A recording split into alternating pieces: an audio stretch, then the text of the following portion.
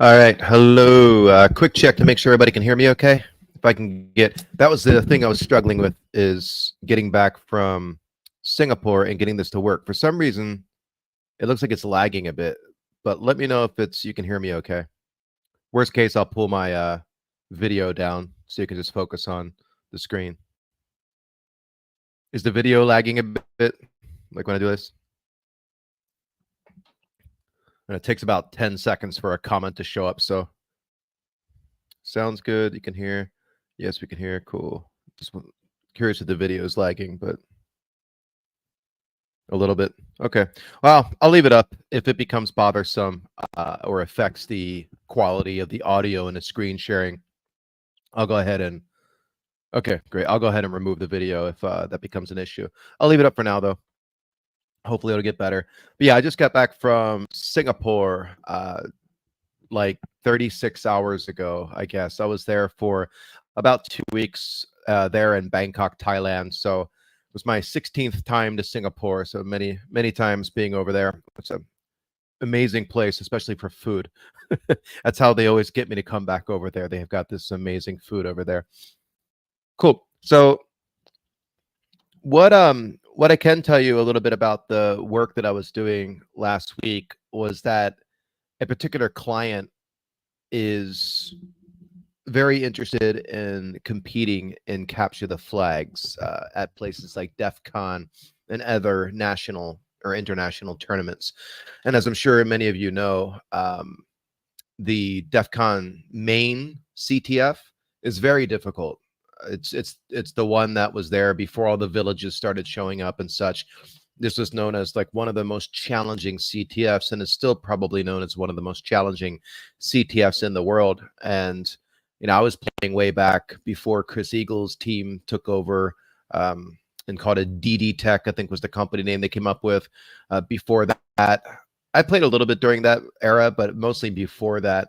And some of the challenges were always a lot of fun. I mean, that was broken up into different categories. Trivia, of course, starting off with some of the more easy ones. It used to be that Hack the Planet was always Trivia 100, but they would like express it in different ways, or at least many of the times. But there was always historically a forensics category and a Pwnables category. I always liked the binary exploitation one. Yeah, School of Ruin, exactly. I always liked the Pwnables. That was kind of my specialty area. But I remember we had this one forensics guy on the team, and he was just brilliant. I mean, they would give you intentionally broken documents that someone who had the skill set would need to be able to go in oftentimes and looking in slack space within the different data points and such in the document, fixing corrupted files where magic numbers might be missing or part of the end of it was cut off and putting things back together. It was always interesting to watch the forensics folks do their job of putting things back together. Definitely takes an acquired skill there. But again, Pwnables was always the one I liked. And oftentimes at DEF CON, they would change the architecture that you were using. So sometimes you wouldn't know, and suddenly it's a MIPS application. And if you are only experienced in x86 or ARM, that will be quite difficult. And then, trying to look at the comments. Some of them are unrelated, so I get distracted pretty easily. But yeah, they would switch architecture. They would switch the level of complexity around the challenges. Every once in a while, they would throw in a throwback and like give you something like a version of libc that didn't have the unlink protection, which was a safe unlink protection, so you could do like metadata attacks on the heap and such. So anyway, one of the things we had to do, those of us who were over there, had to go back through like hundreds of CTF challenges that might have been just from DEF CON, from SANS, from just if you go on CTF time, for example, and there's tons of challenges out there, to kind of come up with a good variety of the types of challenges that you could potentially come up against. And this one I'm going to walk through here is one of the ones that I pulled out of the catalog because I thought it was a good one. And even if you're doing the adversary village or red team village attacks, you still might come across a binary. Usually they sprinkle in a couple binary exploitation challenges depending on which one you're up against.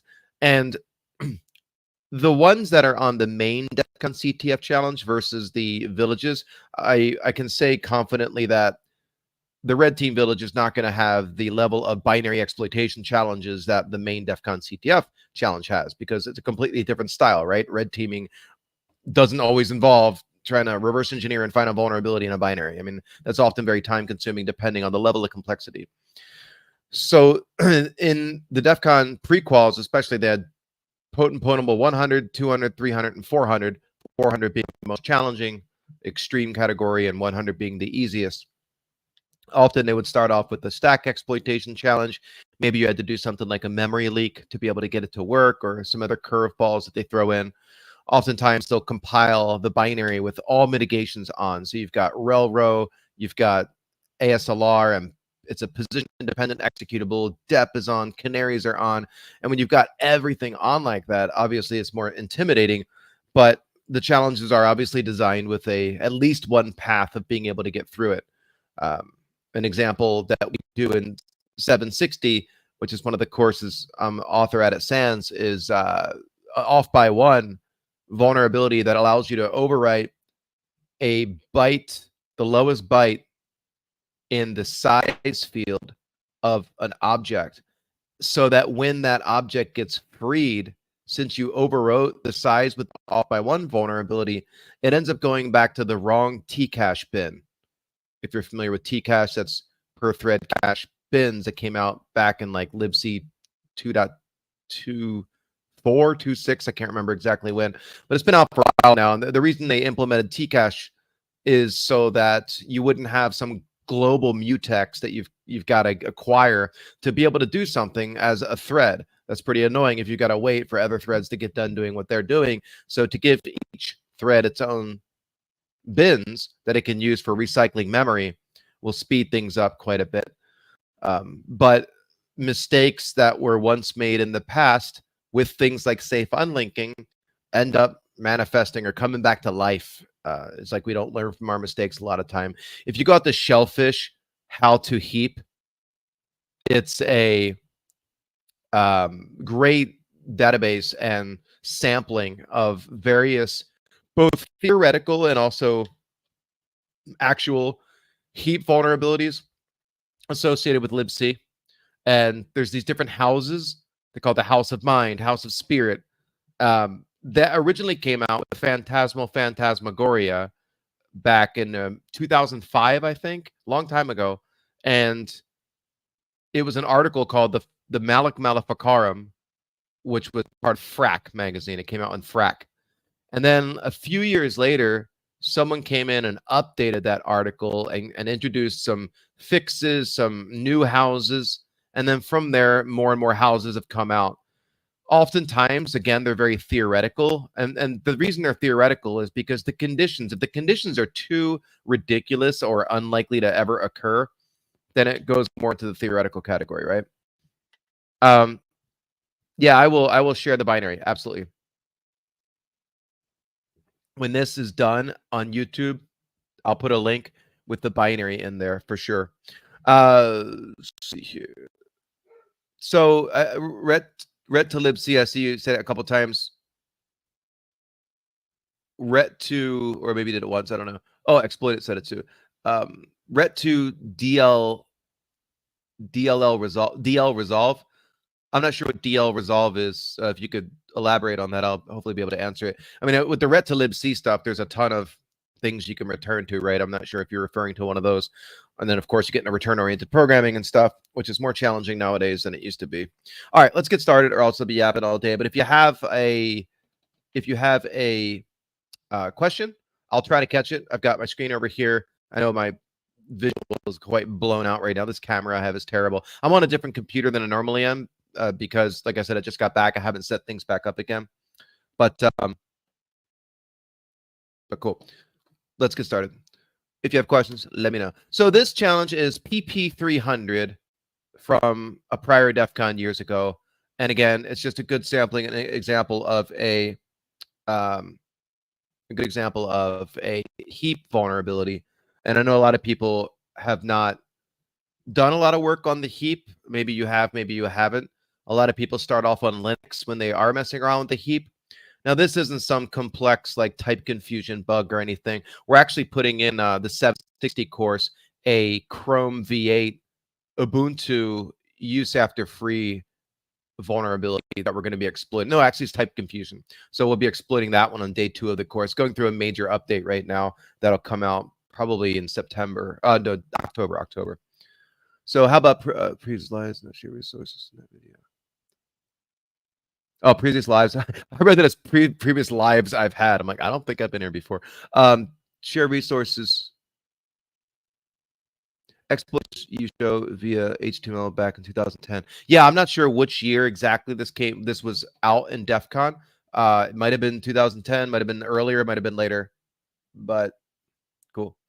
All right, let me get started on this, or else we'll never get through it. So this vulnerability, heap vulnerability, and it's one. The reason I chose this one so we can get started on it is because each capture the flag challenge oftentimes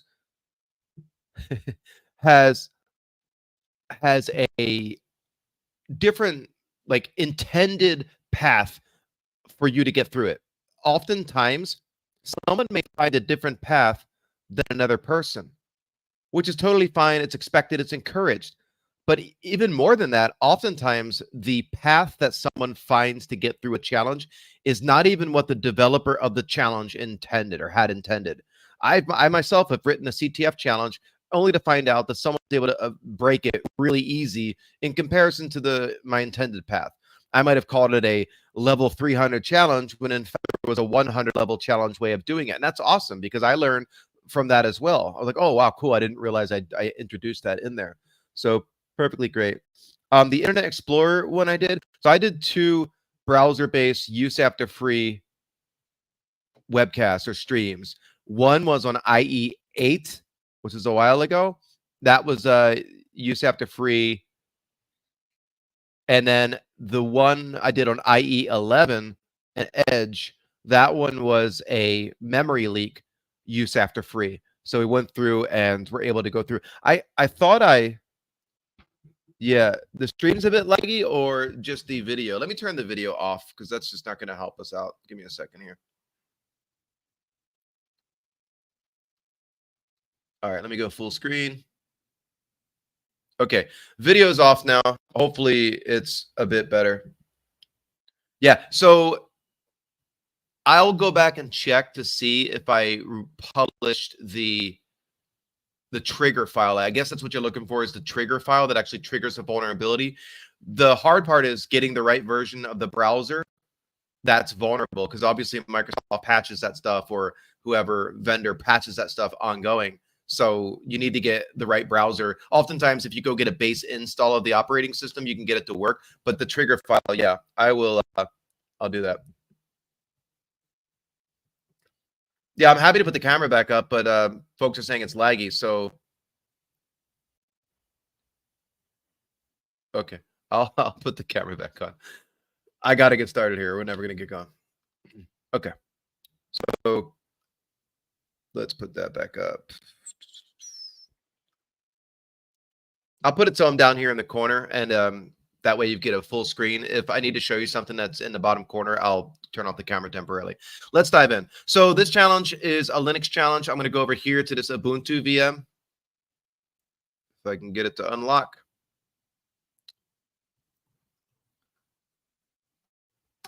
This computer login is slow for some reason, but once I'm logged in, it's fine. So first thing we're going to do is run the challenge just to see what it looks like. I went through so many challenges last week, I'm not even remembering doing this one at this point. Wow, it's taken way too long.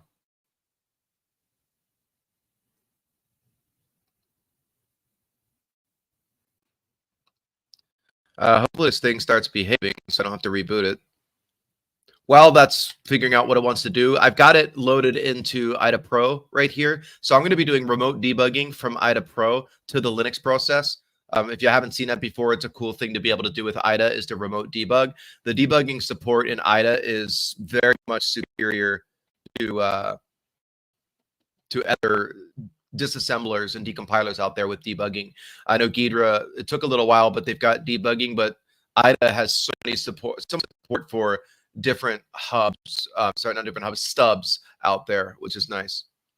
So let me jump back over here. All right, it's acting okay now. So let's go ahead and start up this binary, the server for it. So I renamed it sec760 heap.bin for the stuff that we did last week. We started. It starts a server, and as most challenges are in binary exploitation, you're expected to download the challenge and get it running on your system, exploit it on your system before you go and obviously attack the remote system. Am I on Windows? That's a reason, like, even if Whizzle, that's even worse. No, it's not Whizzle. This is I've got all kinds of boxes. I mean, there's nothing wrong with Windows 10, Windows 11 from a security perspective. I will talk about that all day long. I mean, the respect for Microsoft that I have compared to the past back on like the XP days, it's night and day. I mean, many other operating system developers out there are taking tips from Windows on much of this stuff, because things like, it started back with like the low fragmentation heap, moved into the segment heap, got it implemented in the kernel. The discontinuation of look-aside lists. Linux still has fast bins that are used and still have problem with heap metadata attacks. You're not going to find a heap metadata attack. Okay, thanks. You're not going to find a heap metadata attack on a Windows. That's just, I haven't seen that in forever. So sorry, I thought you were talking about security. I was like, wait, we're going to go down that rabbit hole if we need to. All right, so it's binaries running. It opened up a port. 5555 is the port. So if we go over to another system here and we say netcat or whatever, ncat 127.0.0.1.5.5.5, you get this prompt that says Fantasy Chicken Farming League. So it's a silly little app someone created, and it's called Fantasy Chicken Farming League. So our menu options here are create an account, log in, and quit. So I'm just going to go ahead and create an account, enter a username. I'll call it user1, and I'll just give no info, no password. And now I log in, user1, no password, and you can see that we've got a different menu now. So we're logged in as user1. So we know already it must be using the heap. It's got objects, things like that, right? So you can create multiple accounts. That's telling. We've got options like logging out. We can buy chickens, incinerate money, sell eggs, display my info, update, and quit. So obviously we know this is a CTF challenge, so there's certainly going to be a vulnerability that we're looking for. And there's many different ways that we can start looking for that vulnerability. First, I'm going to say display my info, because that sounds interesting. So I click that, and first thing we get up here is node, which looks like a memory address. Right? Then we got some different chickens, eggs, monies. There's some structure associated with this object here. We've got a password hash. Clearly, that looks like MD5 because it's 16 bytes, and that's probably the password hash of an empty password. We've got permissions, which of course that's going to probably be interesting. Next and previous. That looks like a memory address. So we look like we have a doubly linked list tracking the objects on the heap. So those things are all stuff that we can infer.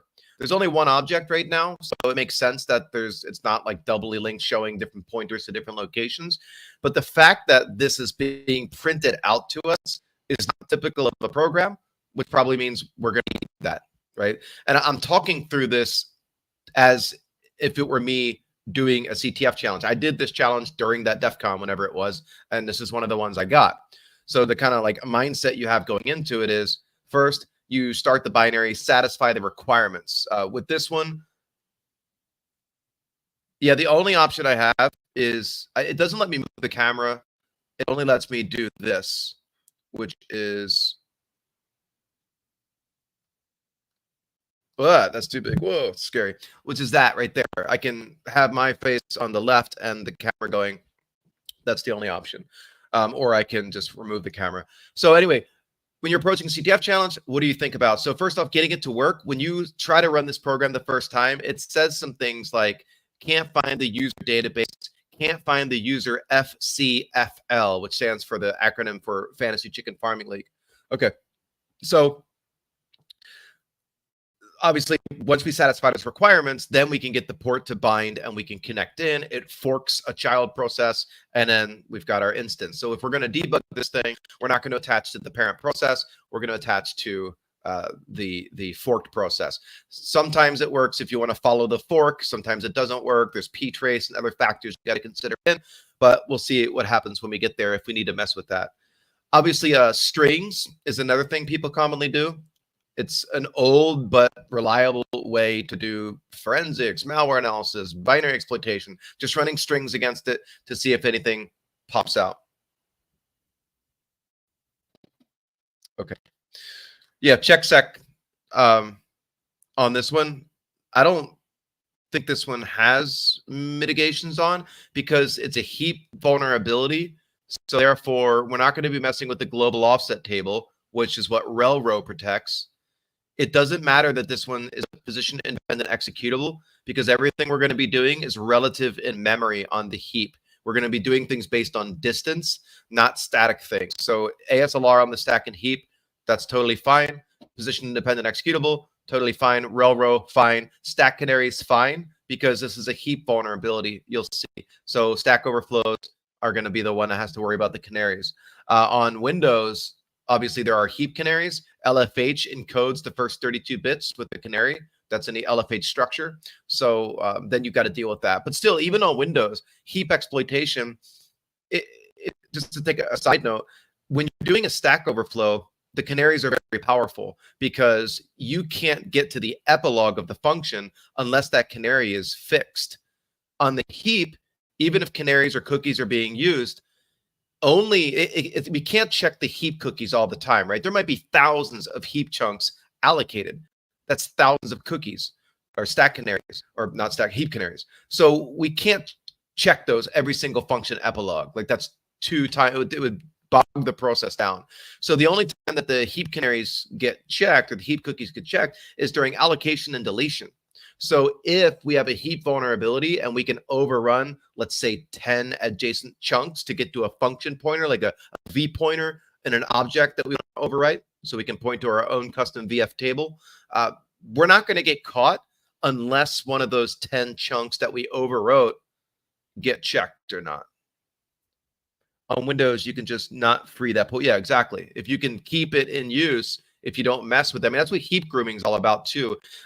Heap grooming is all about massaging things and flushing the lists, flushing the free lists and the buckets and the bins, and then allocating stuff to get things in a known state, especially when we're dealing with things relative in memory, because most of the time we're going to be dealing with randomization. So we've got to do relative exploitation or, grooming and such. Okay, back to this. We see that there are pointers and such. We see there's a password hash. We see there's other things. We don't have any chickens.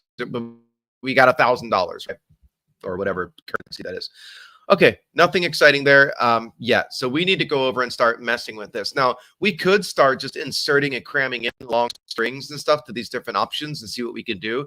But that's slow, and it's also timely and unlikely to result in any good data. So let's go over to IDA and let's see what the vulnerable functions might be. So first thing we want to do here, let me full screen this as well, give you a bit more real estate. Come on, there we go. First thing we want to do here is look at the imports table. So the imports table is going to show us the procedure linkage table and global offset table type data, which is all the linked requirements. So I'm sure you're familiar, but we have static binaries. We've got dynamically compiled or dynamically linked binaries. And there's symbol resolution that needs to take place. We don't typically statically compile things because it's going to make the application too large. And it's also going to have inherent vulnerabilities if a vulnerability gets discovered in a library that's been compiled in. CTF challenges, though, sometimes they are intentionally statically compiled, and that's to make it more difficult for you to reverse it. This is why teams get into using flirt and flare type solutions. That's an IDA Pro thing. You have flirt signatures, you generate them with flare, and these are signatures of all the different functions within a library and a shared object. And the more signatures you have for the more versions of the various libraries, you can run this flirt signature against your input file, and hopefully it'll resolve all the internal functions that have been stripped. And then instead of having to reverse 200 functions or 1,000 functions, you're down to only a handful so you can focus on the problem. That's a very common thing that capture deflecting teams have flirt signatures. I did a stream on that, actually. If you look back at the channel, you'll find a session on flirt with IDA-Pro. So we look at the imports. I'm going to sort it by name. And, you know, we can look at the most common. I think I did another stream where I showed you a script I wrote called band functions, which band functions is a simple script. It just goes in and looks for any of the Microsoft stated band.h functions, things like strcat, strcopy, gets, sprintf, strncopy, all these different functions that are known to have potential vulnerabilities. It might be due to no size argument. It might be due to the way the size arguments are dynamically constructed. Because if you're basing on the size, if the size argument's being based on like size of user input or something else being constructed, then you get the same kind of problem you do with strcopy. And that's one of the big problems with memcopy. Memcopy has a size argument. It wants a 32-bit unsigned integer. So a lot of times you'll see with AFL, the American Fuzzy Lop, most of the vulnerabilities that it discovers are negative values being passed in memcopy, which may or may not be exploitable. So it's a very common thing to see. Great. So scrolling down here, we see strcopy, we see strcat, we see printf, we see all kinds of different things, receive. So these would be ones we'd be interested in. strncopy is being used as well. So if we start with strncopy, double click it. This thing's slow. I think it's on full screen. Let me get out of full screen. Give it a moment. The audio is crackling and popping quite a bit. Well, hopefully now that I took it out of full screen, let me know if it gets better. If it keeps it up, I'm going to remove the camera because that'll make sure the audio is clear, which is the most important part.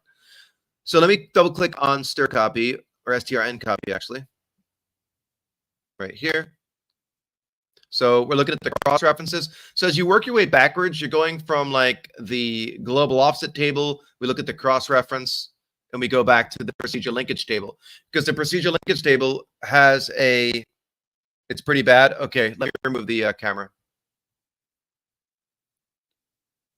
Give me a second here. Stop camera, full screen. Okay, let me know if this is better. I'll keep an eye out, see if it's better. All right, zooming in a little bit, there is what I was saying is a procedure linkage table entry. And if you ever look at a procedure linkage table, there's an entry for each function, and there's a jump. Still crackling, really? That's frustrating. Let me think here. Let me check my internet connection real quick. It says I've got full connection. I'm connected via... Okay, now it's better? Okay. Yeah, I'm connected right to a gigabit fiber link. So if it's anything, that's my computer and I need to reboot it. So hopefully I don't have to do that. Let me know if it gets worse or if it stays better, please. So now we're going to look at the cross references. Because like I said, the procedure linkage table has a jump to the pointer in the global offset table. And the first time that you go to link a function, it goes back to the procedure linkage table and it calls the dynamic linker, which gets past the symbol name, which resolves it and writes it to the global offset table. If relrow is turned on, which is relocation read only, that means that we harden the global offset table by linking everything all right at the start at runtime.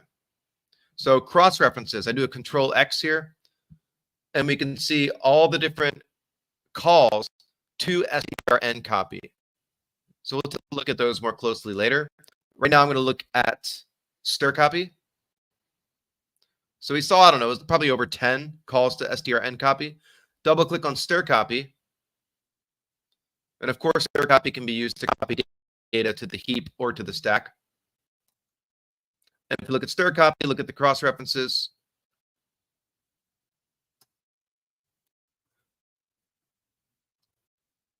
And there's only 5 calls to strcopy. So I just went to the first one. So we just went down to the first call to strcopy. I'll zoom in a little bit because I know it can be small on the screen. And you can see the first thing that pops up is this block that says, would you like to change your password and enter new password? and there's a call to strn copy down there. If we scroll up a little bit, you can see there's a call to stir copy above that block. And that one says specifically, enter your new office. Would you like to change your office? Enter new office. If we go up further, we can see it says enter new info with the call to stern copy at the bottom.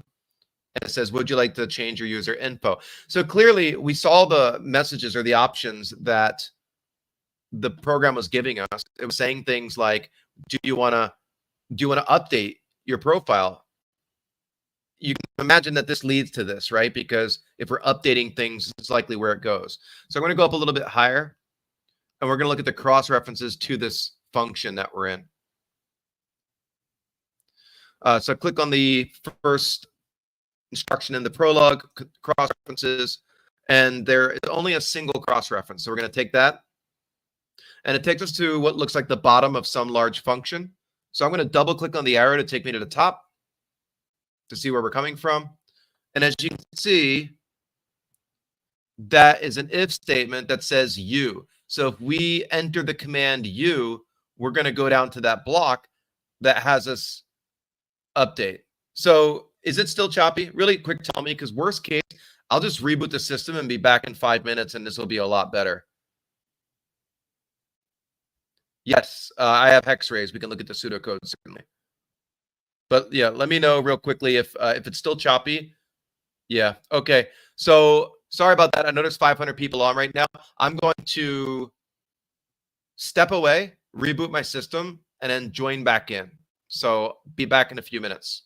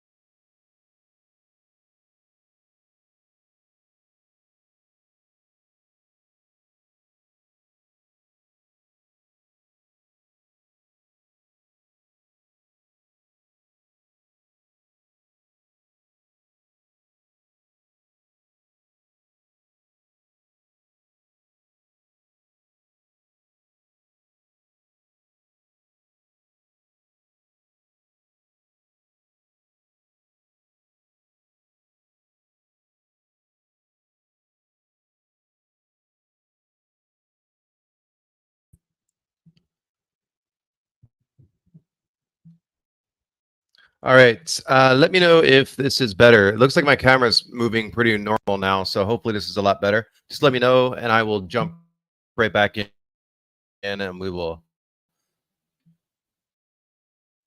No voice. It should be. Oh, just check my settings real quick.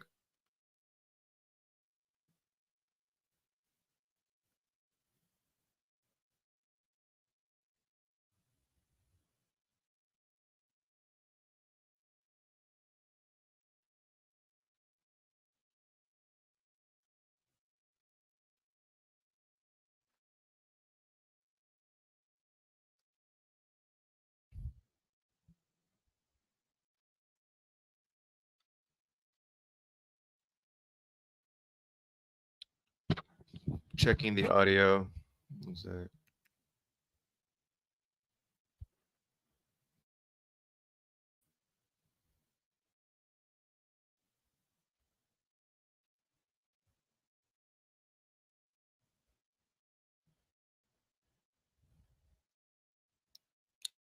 Check, check.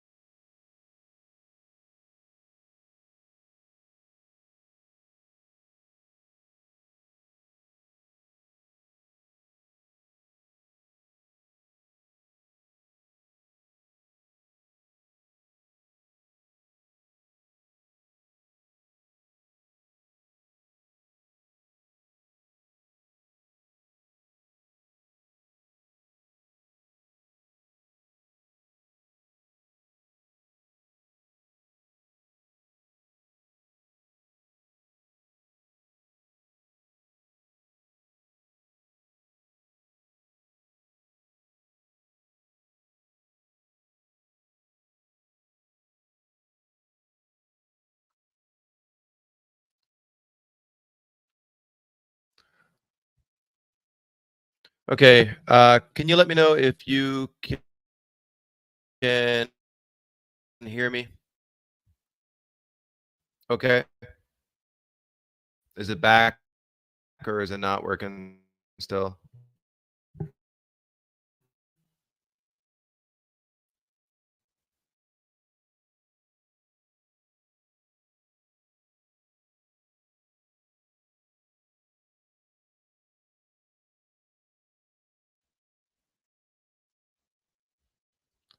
It should be almost done. This computer has 64 gigs of RAM, which is why I'm very surprised that it's doing this right now. But I think this Windows 10 VM might be pretty clunky right now with all the stuff installed. One more check if you can hear me and see me. It looks like things are hopefully getting better.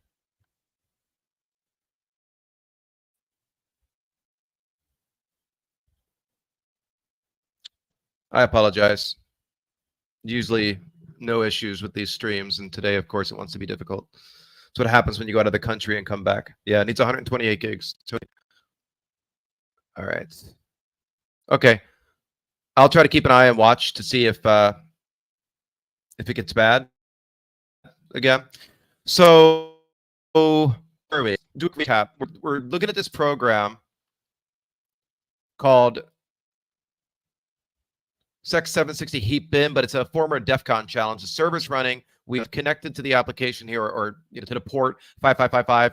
We created an account, user one. We log in, and we see we get these options up here, which is the node, which I'm assuming is like the memory address of that object. Down here, we get previous, which is probably a pointer to a probably the list head in this case, or whatever list head it is. Usually there's a sentinel node, and the sentinel node is what things point to when there's nothing else to point to. And then it just points right back to itself. So the next option isn't populated because there's only one object right now. We've only created one account. Clearly using the heap, we saw, if you were paying attention, calls to functions like malloc and such inside IDA Pro. And let's go back real quick, because what we just found is that there are multiple calls, 5 to stir copy. There's a bunch to strn copy. and other functions that could potentially be vulnerable. We just saw a moment ago, before I had to reboot the computer. Let me go back a step and we can take a look at it. That there's this function here that's like, we use the U command to update our user info, that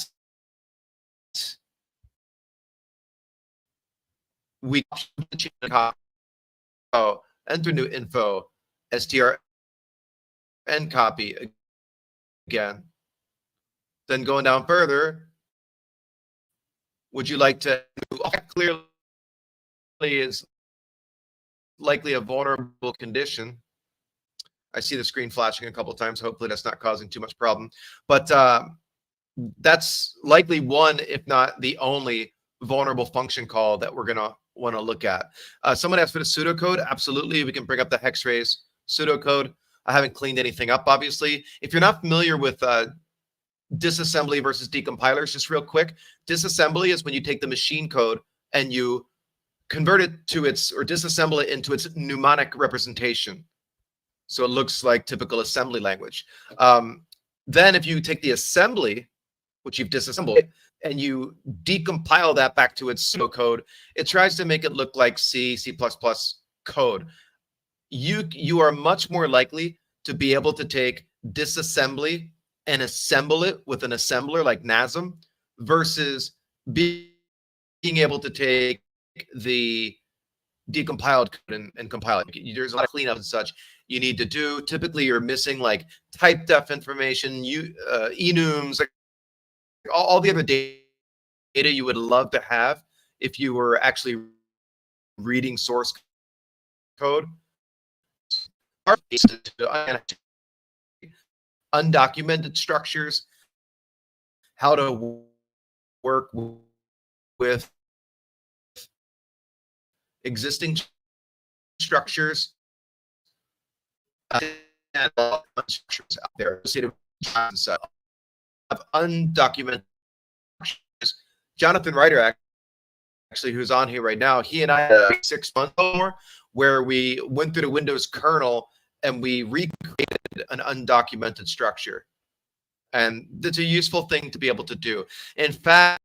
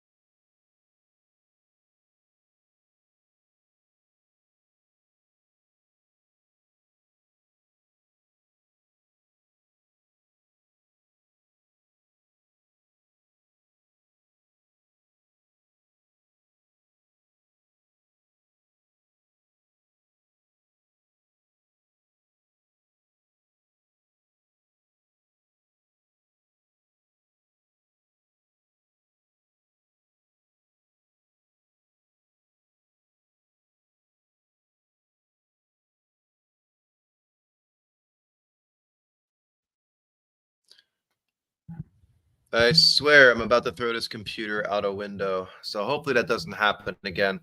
But I saw it right when it happened, so I didn't say anything without you on here. Let me just go back down and check again. This is why I don't use this computer. All right, waiting for the comments to load. Yep.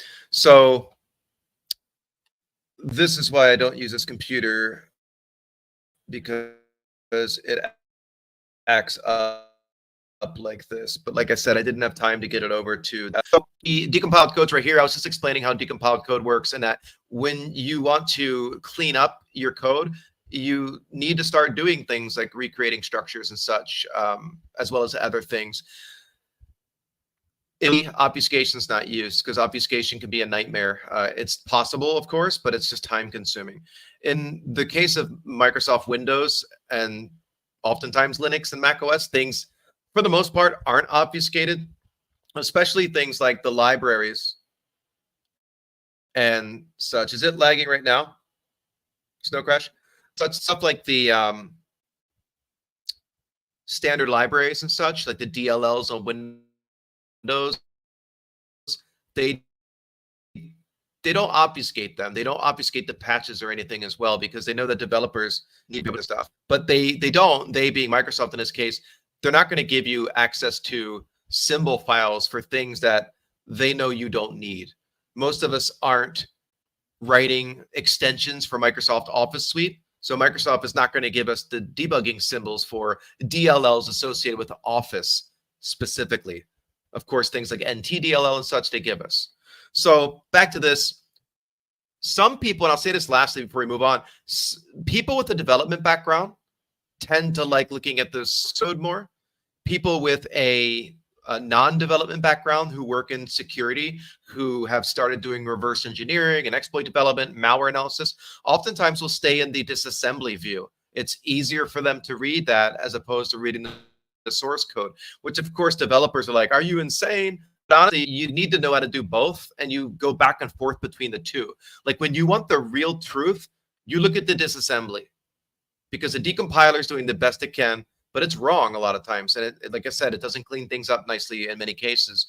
So the disassembler is always going to tell you the truth unless there's obfuscation techniques being utilized. So, okay, in here, though, we can see the same thing. We can see a call to stir copy right there in the pseudocode. Another thing here as well, between the two, you can see the offsets within the structure that we're working with. So obviously, if there is an account that's created, and when we print this information, when we go to update our info, it gives us access to all this information, like our money, our eggs, our chickens, whatever. That's all going to be stored in some object, and there's likely a structure associated with it. So one of the things I did last week when we went over this specific challenge is I created a structure for it. I didn't create a beautiful structure, but I just threw one together based on the size of the structure and each member of the structure. So we'll look at that in a moment, but I'll show you first how you would go about doing that. So let me jump back with disassembly here so I can jump back to the caller. We saw that if we look at the cross references,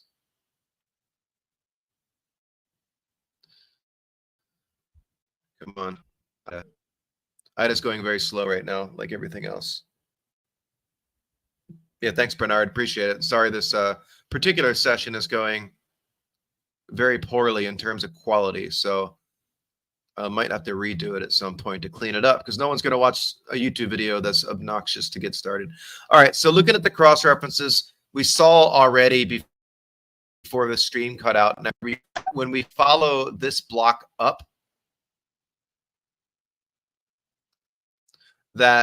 that's reached when we issue the U command, or the U menu item.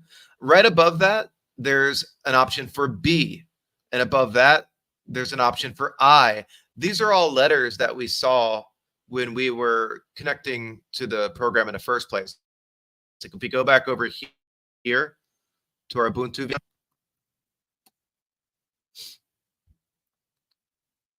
I should still be connected.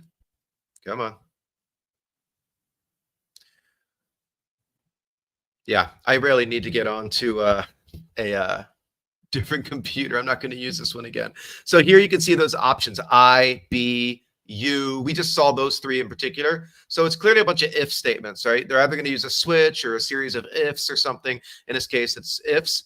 And when we enter one of those commands, we go a certain direction. We know that when we issue the U option for updating our info, that's what's going to take us to the vulnerable stir copy call. Now, we haven't validated that yet, but it's stir copy. It's asking us for a new name. There's no bounds checking. So it's going to copy that data to its destination and likely cause an overflow. At this person, we don't know. At this point, we don't know if it's a heap overflow or a stack overflow, but we know we're dealing with an object, and that's not going to reside on the stack, right? The stack is used for finite operations associated with function call. Every function call gets a stack frame that's dynamically built as a calling convention with something called the procedure prologue and epilogue. So functions are finite. It does something, it gets back out, we move on. There's no persistence.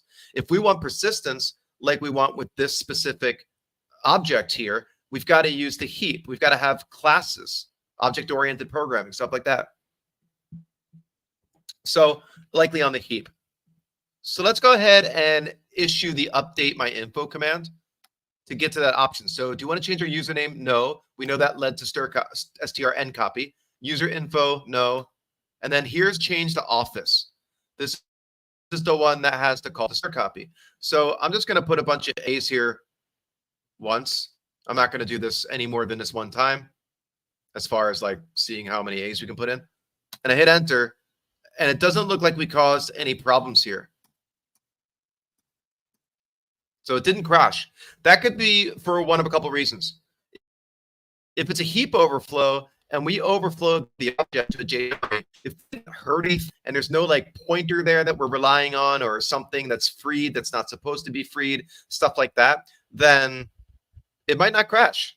So we could have a real problem right now within that object on a heap. We don't know its size right now, and we could have overwritten other variables and such, but we don't know it. So I'm going to want to remote debug here pretty soon so we can see exactly what's happening with that stir copy call. So before we do that, actually, I'm going to quit right now. And we're going to make a new connection soon, because to do remote debugging, we've got to use GDB server. In this case, there's also an option with the debugging stub called Linux server, but I'm going to use GDB server because it's nice and reliable and it's good. So call, and let's go back to the update our info one.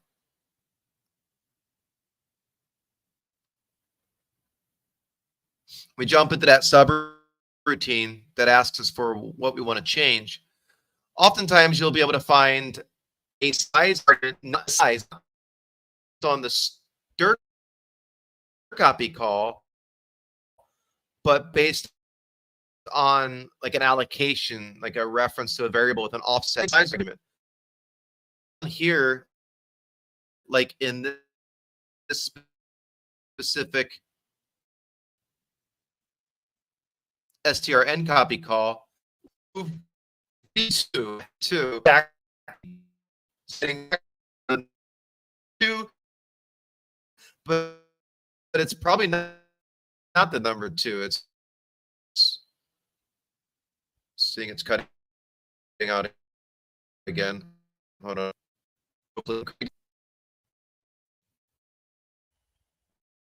So I don't know if you can hear me, but the screen on my end is showing as blank on StreamYard. Are you guys able to see the screen, or are you even hearing me?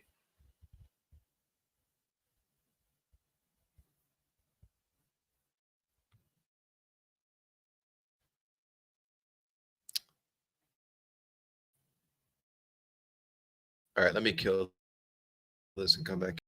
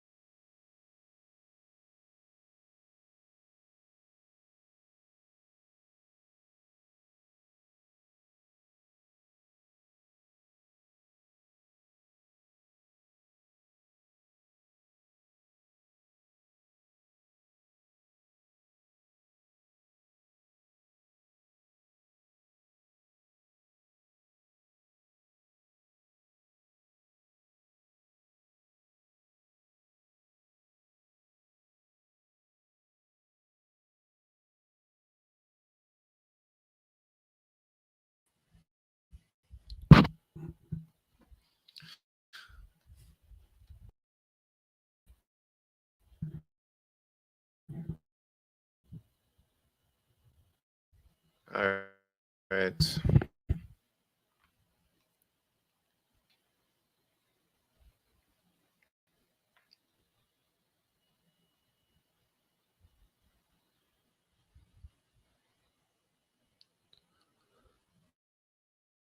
All right, so waiting to see if this thing is working again.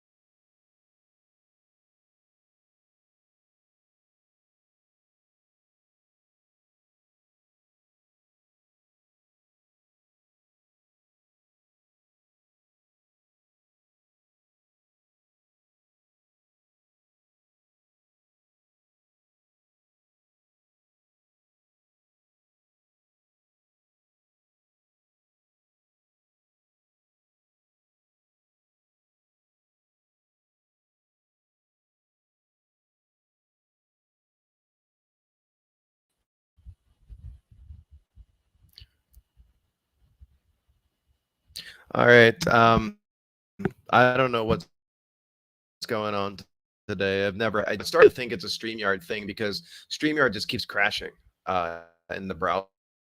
It's Chrome, so it shouldn't be doing that. But and I think that's the browser it wants you to use. But hopefully, if you continue this time, I don't blame you if you drop off. But I'm going to try and keep going here for those of you who want to keep watching. strn copy and how there's a size argument, which should help us out with the size of the structure. I imagine there's multiple functions that manage and deal with the structure, and that we can probably find the original structure that creates, or the original function that creates the structure for the user object and its related information inside. But to get the size arguments or size of the members and such, that's one way to do it, is to look at these calls to strn copy and their size for stir copy. An offset for something like that. Here's another call to strn copy.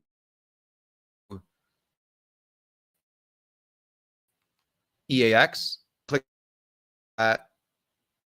You can obviously go to decimal and such, which is 134 in this case. It's likely telling us the as well, the size of the members and then the offsets of them. So this is one way we can go and start. Again, we know that the stir copy of the office, a remote debugging session between it and IDA Pro, or the application, and we should be good. So I'm going to set a breakpoint on stir copy. So that's the first session set up. So I'm going to jump back over to the Ubuntu.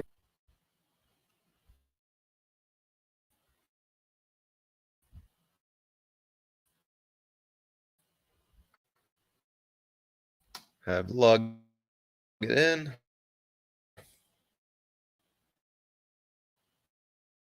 Set this up is, if you haven't done remote debugging before, we're execute a stub and a port, right? We're going to connect with IDA Pro to the IP address, the target system, if it ever lets us back.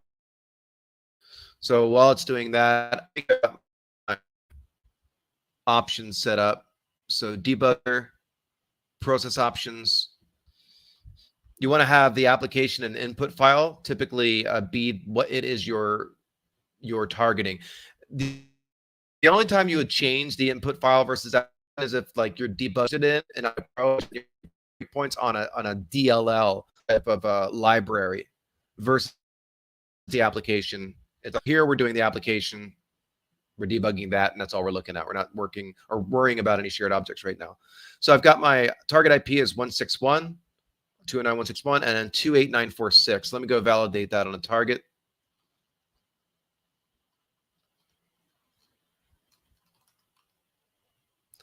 So 161 is what we want, and once we get 289.46. So that looks good over here. Let's go ahead and set up the remote debugging. So how are we going to do this? To make a new connection to the application. Now, the parent process just received the connection and forked a child process. So we want to make sure that we attach to the child process. It's lagging a bit, but there's not a whole lot of good options here today. All right, so maybe that helps a little bit. We'll see. Now that we're connected, we need to set up the stub so that we can connect with IDA Pro. So I've got the server running here. I've got the child process on the left. And then over here, I'm going to find the process, and then we're going to attach to it.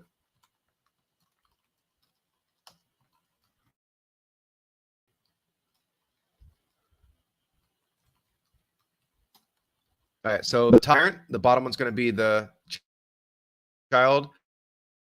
So we're going to connect to PID number 79245. Let me know if things are good. Let me know if things are bad. So I'm not talking longer than.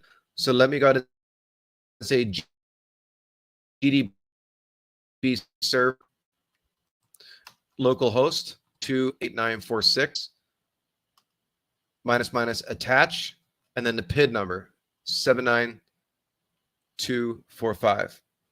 Yeah, I'm not seeing any comments about being able to hear me, so I'm not sure if anybody is able to hear me. But please do let me know if you are or are not.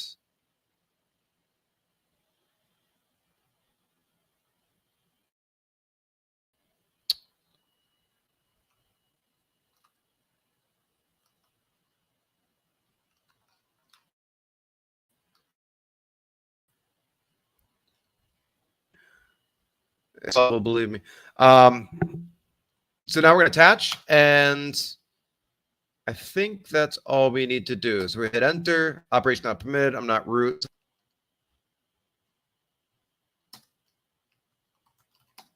All right, now it's listening on the port, so we are good.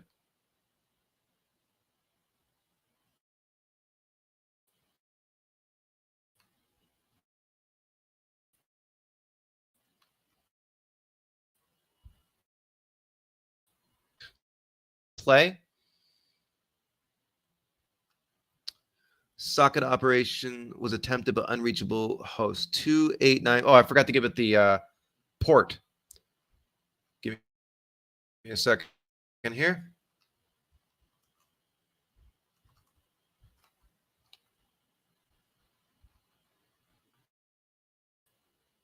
No, I gave it the port 28946, right? Double check on that.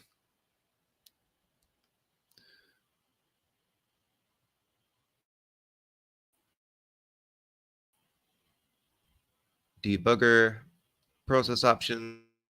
I don't know why it's not letting me connect. So let's try it again.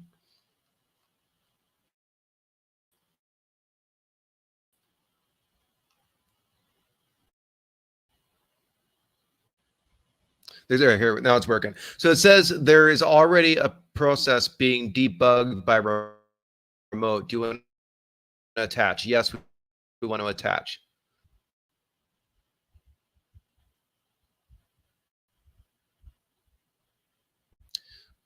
All right, slowly but surely, we should get the debugging screen up here. And we see there's a breakpoint on the caller copy that's highlighted right there. That's broken. So I'm going to go ahead and hit play because we've got the breakpoint set up on stir copy. We're good to go. So it should pop up and say the process is running.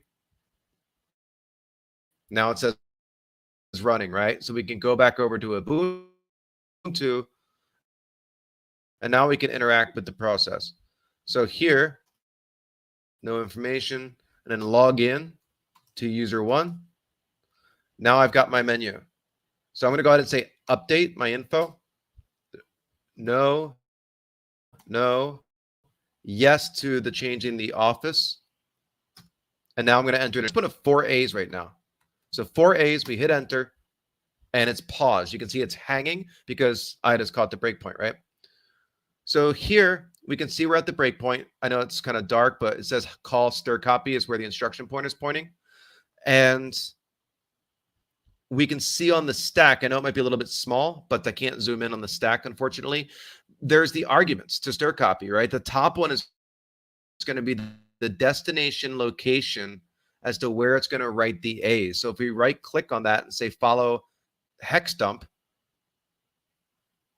over on the left, you can see where it's going to start writing. Right there is where it's going to write. If you look at the bottom left where I'm highlighting it, that is where the 4 A's are going to get written. We can see the user one username, and that looks like the password hash right there. So we're inside that object, and it's being told to write to that specific set where we would have our office information. So follow on hex dump. It's right there. So if I say F8 to step over, watch over on the left, right where I'm going to highlight it. See how the A's just got written? So the 4A's are being written onto the heap inside this object when we update the office. Now, since this is stir copy, we've got a heap overflow condition. What can we overwrite though? We need to understand the size distance, the office, and something interesting that we might be able to overwrite. Windows Control M to open. Yeah, I know I can do that magnifier, but it's pretty. I hate that magnifier. That's one of the things that was better on old Windows was the magnifier, I think. Also, the magnifier can sometimes mess up IDA Pro and also make the session even more painful. So I don't want to risk that right now.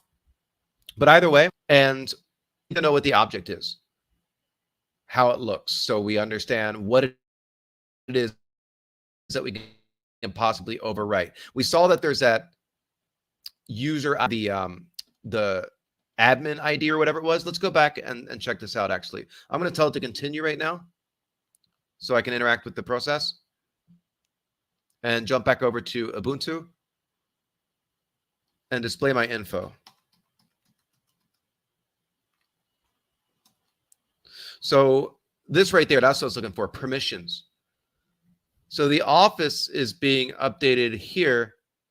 Is just because it's displayed this way on the screen does not mean that it's the order in which it's listed in the structure. But then with the stir copy call, I went through and I recreated the structure like I mentioned before. If we go over to local types, this is where I created it.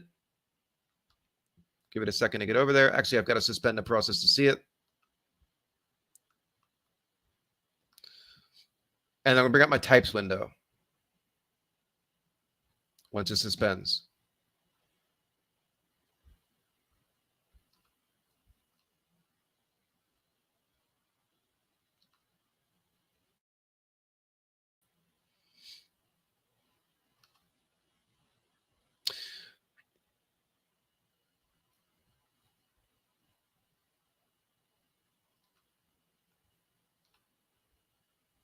All right, I got it to stop either way. Yeah, I think that killed the debugging session, but that's fine. I want to go over to the structures anyway. So I go over to my local types. And inside here, you can see I created a structure called user account. Now, that's not the real name of the structure. It's just what I called it. And you can see all the offsets within it and their sizes. Now, how did I get that information? We just talked about that, right? If you go through the menu options like updating info, as well as I'll show you where the structure gets created in the first place, you can see all of its members. You just have to figure out how big they are, which is easy to see either in pseudocode or looking at the offsets to whatever register is like going into the structure and the offsets. Then you document all this. Some of these are pointers and such. I just was lazy. I threw it in here, the chars and the ints, but that is the structure size. And notice at the bottom, I know it's small, but it says 9C. 9C is the structure size. Now, look what I learned. The very last member is the office. So even though it was listed as such where it looked like maybe we could overrun the office and overwrite the permissions, we can't do that because of its location. And what that ends up meaning is we have to create a second user account so that we can overrun the next object and overwrite its permissions. That is the way that we would do it. Now, there are multiple ways to, I've seen 2 ways to solve this challenge. This is the way that I did it. I've seen it a different way as well. But again, if we create an adjacent structure, we can use the buffer overflow and the heap in the office field to overrun the adjacent member. We just need to figure out how much space is between the two. Well, thankfully, we get that. Now, we don't need those pointers. That's just like being helpful to us. It's saving us some time. Otherwise, we'd have to go through, set the breakpoints on something like the stir copy or whatever, and calculate the offsets manually, which might be a combination of both anyway. So next up, let's go back to IDA view real quick. And I want to go back to the very beginning of the program. So I'm going to hit Control E to go to the entry point and just click on Start. And then down towards the bottom, you can see the argument to libc start main is main. So we can double click on main to get to that. The very, very small main function because it forks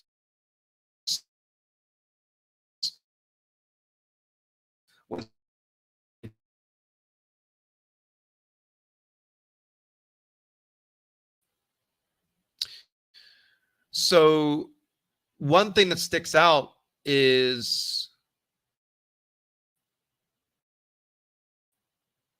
right up higher. I think I saw it. I saw it sticking around somewhere.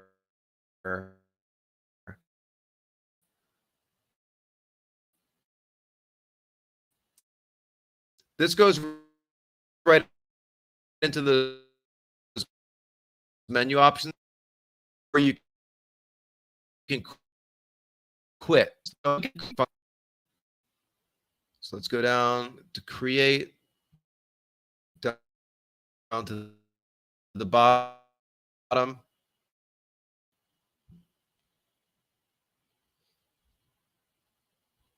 And look at the subroutine and then below that, it's going to be very similar to some of the things we saw earlier. Enter your info, enter your new office, enter your, your password, all that stuff is when we create an account. And then it should go and then create this object if it's already not being created. All the structure side. There it is right there. So see how it says move size 9C, and then we call malloc. That right there is how it's being allocated on the heap as well, even though we already inferred that. So the size is being sent over to malloc of 9C. That is the size of the structure.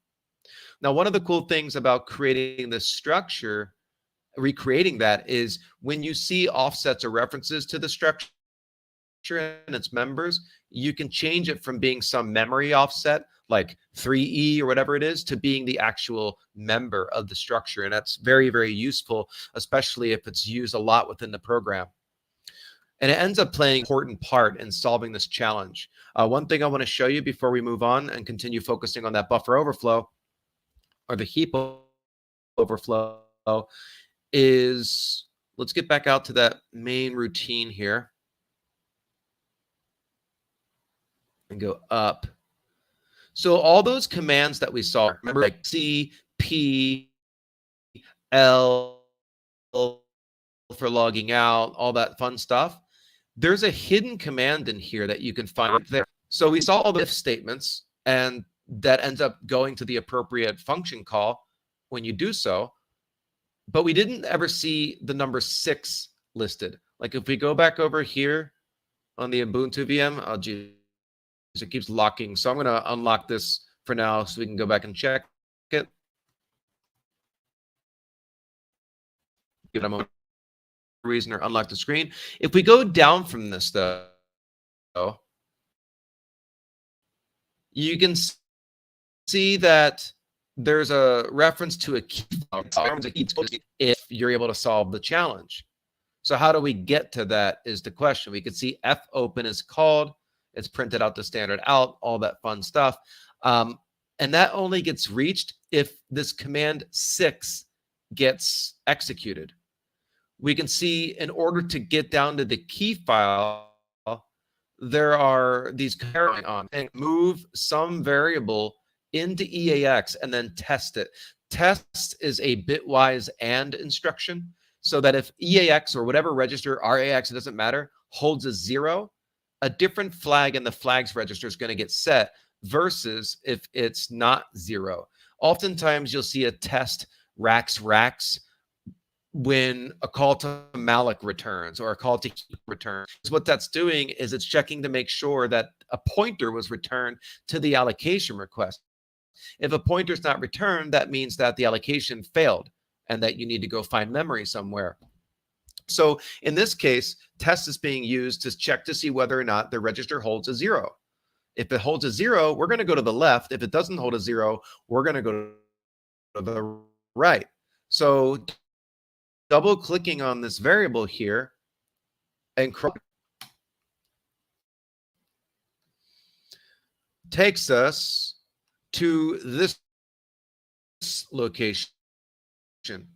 Now notice it says logged in right there. Logged in. Username and our password, and we actually log in. Above that, we see there's some final string comparison and stuff. We go down below that into that pointer that we just saw, or a move of 0 into that pointer. We can see that it's checking to see if that variable is a 0 or not to the right. So if we go forward again, getting set to a 1 or a 0. So what's determining whether or not to a 0? If we go up, we see an edge or a branch that says jump if below or equal. So compare what's stored in EX to 1F3. 1F3 is 499 in decimal. Jump if below or equal. So if we are 500 or higher, then we are going to not take the jump. We're going to move 1 to that variable that's getting checked, which would lead to the key file. If we are 499 or less, we're going to load a 0 to that variable, and we are going to then not call the key file fopen call, right? So we're going to miss that. So this should hopefully make some sense. I apologize if it's lagging. I don't know what more I can do, unfortunately, about it right now. It's very frustrating as well. I'll probably end up just re-recording this thing and posting a video of it instead of leaving the stream up, because this is going to be unbearable to watch, especially as someone who's not watching it live. So I'll do that this weekend. But just to move on, what we've just discovered is that there's a comparison. If it's 500 or higher, we initialize that variable to a 1, which is going to lead us to the flag file or key file if the secret command of 6 is executed. Below, we're going to load a 0, initialize it to 0, and we're not going to open the key file. So we need to figure out how to make it so whatever this thing is 500 or higher. Here's where that structure, defining the structure, comes in. So notice that above it, it says move into EAX, offset x from EAX, right, into EAX, right? We're loading something into the register, and then we're doing that comparison.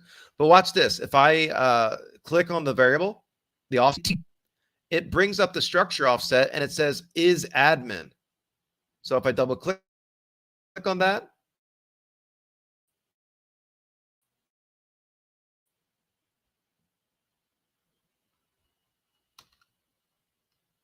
there we go. So okay, info structure member is admin.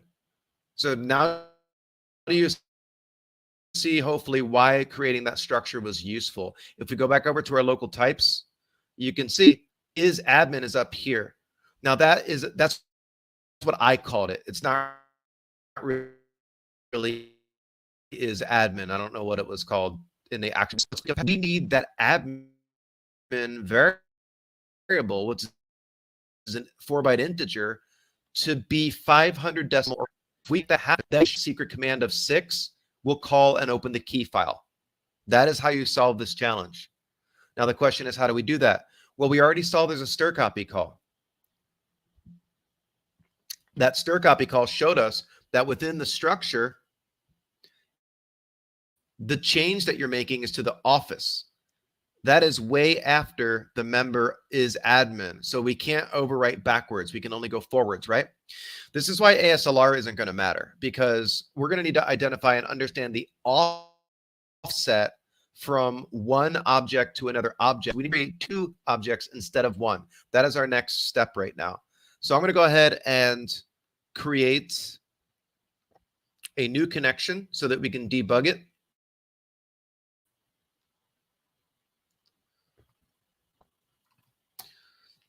And when we create an account, we're going to create a second account.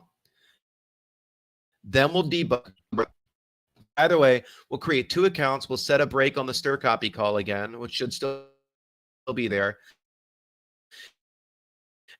And then when we see the offset that we need to worry about. So I'm going to go ahead and kill this connection I had. And we're going to new connection. All right. So I'm connected. I need to get the process, the new one, which is going to be PID number 79579.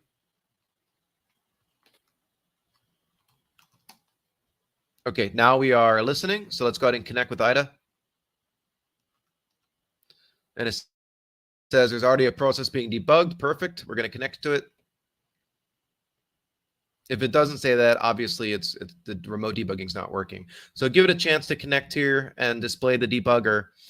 When it does that, we've already got our call to stir copy with a breakpoint set. So we're good there. So now I'm going to go over and interact with the program. I'm going to go ahead and actually I got to tell it to run first. Now it's running. Now let's go over and create two accounts. Create user 2, all default data. And now we're going to log in. I'm going to say the office change is where we want to, that's where the vulnerable stir copy call is. So we'll say yes. And I'm just going to put a little bit more than that. Don't really need to, but I'm going to put, okay, 16 A's. So we hit enter, it pauses because the breakpoint was reached. We go, and now we are on our stir copy call. I'm going to right click on the top argument, which is a destination, follow in hex dump. Over on the left now, I know it's might be kind of small on your screen. This is where the data is going to start getting written right there. If I scroll up a little bit, you can see the password hash and user 1 user. If we scroll down a bit, we see user 2 right there. There's user 2 and user 2's blank password hash. So what we need to do in theory is do the stir copy call on the heap to overflow the chunk of memory to an adjacent object and overwrite its admin or whatever you want to call it, its permissions field, anything greater than 500. So if we looked at that structure over here, we can see that the is admin is right after the username, password, and then there's a 4-byte integer. I couldn't figure out it, unknown, but it's 4 bytes. So the distance between the office field in the user 1's object to the next object plus the 4 bytes for the unknown structure. And that gets, so let me go back to the debug view. I'm going to let the A's get written. So let's follow this destination real quick again. Follow in hex dump. And I'm going to let it write with F8. So there are the A's.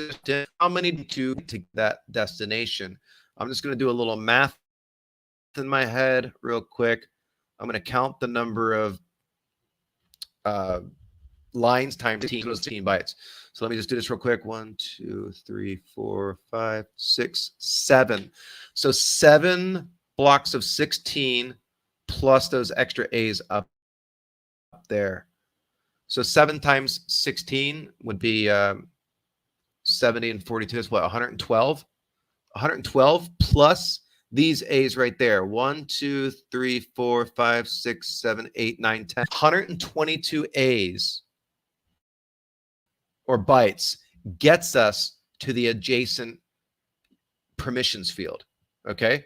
So what we need to do is a little bit of math real quick, or a little bit of Python. Let me go over here to this box.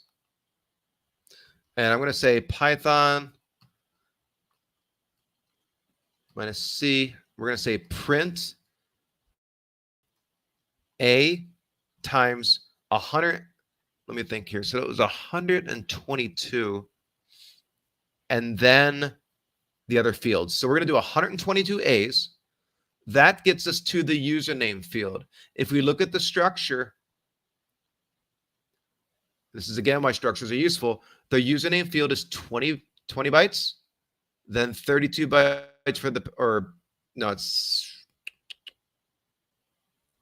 yeah, so it's in hexadecimal. So we've got 10, 16, 4, and then the remaining portion of it. So let me see if we can do the math here and get this right. So I'm going to put B as the username times,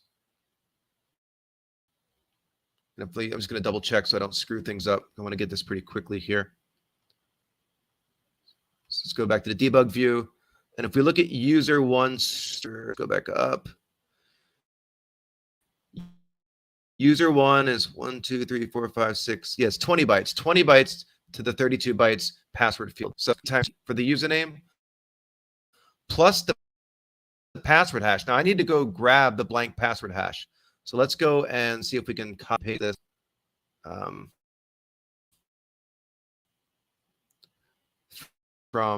I'll just get it from the other window. It's going to be easier. Let's go get it. There it is. Right there. So the hash.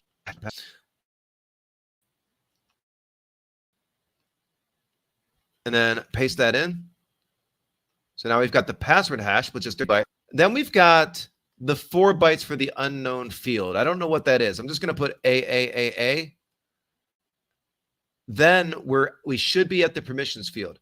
I'm just going to put 0, 0, because that's 3030 hex. That would be way more than 500 decimal. That should hopefully be everything, unless I screwed something up and I need to do something more. So again, we've got the distance between the office field of the one object and the distance between it and the next object on the heap, where the next object starts.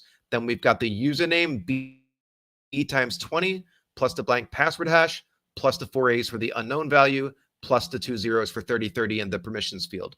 That should be good. Let's close this out and let's grab it.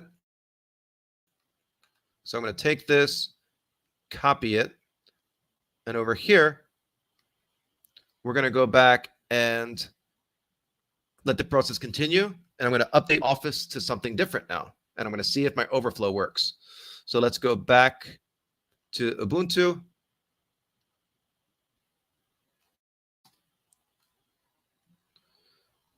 No, I don't want to change it.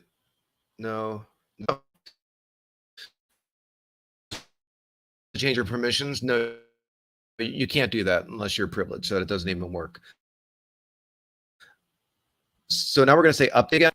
We're going to paste in that long string that we got with our Python output.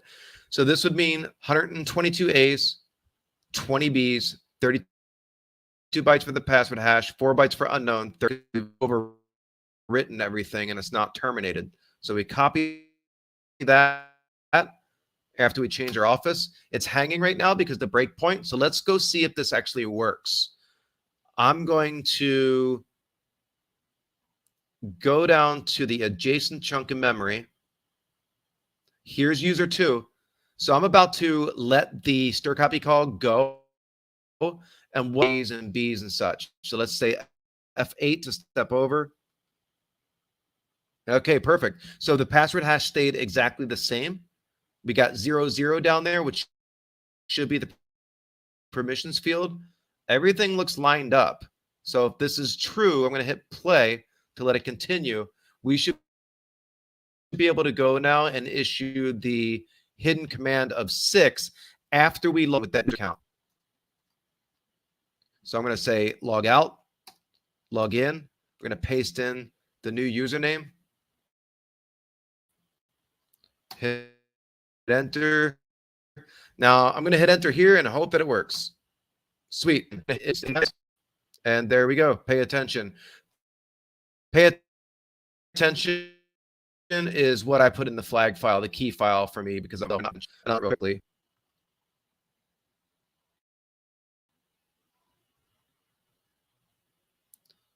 All right, where's my mouse?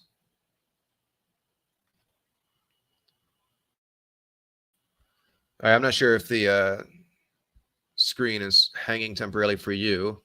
Hopefully you saw that. When this gives me my screen back, I'm going to go ahead and show you the key file. Actually, I can show you over here. Still not giving me the screen back. I don't know what VMware is doing. It's misbehaving. Hopefully, can you guys hear me right now, though? I see Snow Crash said nice. You should have saw that we defeated this challenge. We got the key. My computer is being annoying again right now, but at least it waited a while and let me get it out. Once it gives me the screen back here,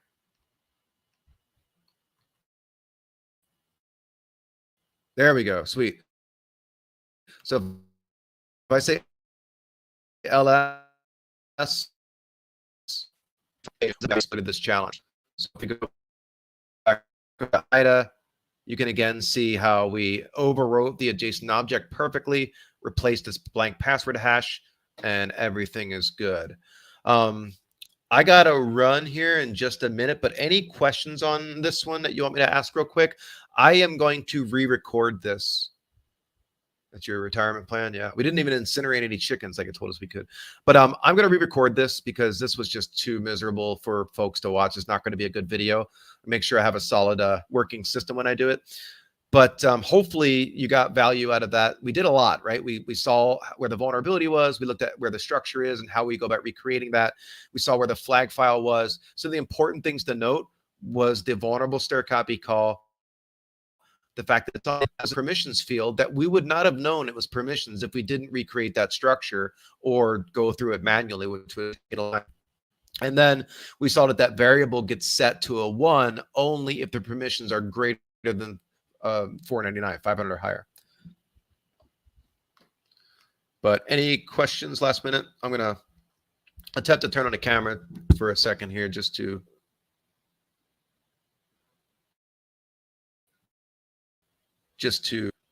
one last time if it's behaving. All right, there I am. So hopefully that wasn't too horrible. I mean, I thought that was a good challenge. It's a fun challenge. It makes you think, right? It's a 300 level challenge, so it's not as easy as some others, but it's not as hard as an extreme challenge. I would expect an extreme challenge to be a more complex bug than a heap, a basic heap overflow. I would expect it to be something like type confusion or use after free or off by 1 even. Yes, yeah, recreating the structures is time consuming, but it's very, here's the thing about that. At first, recreating structures is a daunting task, and sometimes it still is, but it seems it's painful. When you get used to doing it over and over again, you start to really quickly be able to see, oh, that's where the offset is, that's where things are referenced, that's where the members are, and you can put things back together. Even if you don't know what a specific member is, like I didn't know what the 1 was, I put it unknown. At some point, you might figure that out, and then you can obviously fix late guard. We were looking at this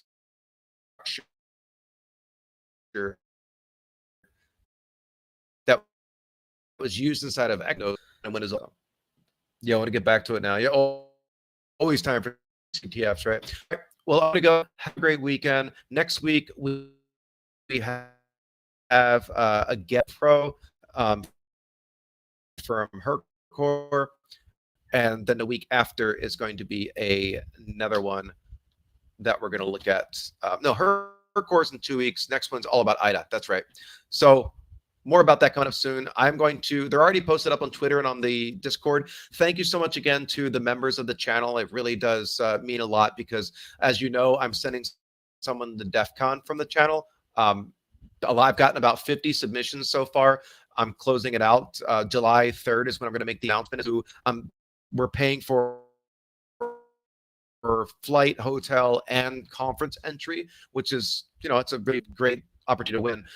Obviously, I was looking for things from people like, your story, contributions you've made to the industry, just anything you can share that might make you stand out. And there's no like specific hard requirement, but me and hopefully some of my mods are going to be going through those and selecting a winner for that. But the reason I brought that up is because anytime someone joins as a member on YouTube or makes one of those, I don't know what they're called, where you can donate money through the all that money goes to charity. Like, I'm not taking any of that. This is all on my personal time, and all the money comes from it is going to go straight to helping people because I do fine with my work and such. So why not just continue to give back to the community? I'm also going to be hopefully using some of it to create some merch to hook up my admins, my mods, and also I want to sell the merch, which exactly the proceeds from the merch will go straight to, of course, charity going forward and such.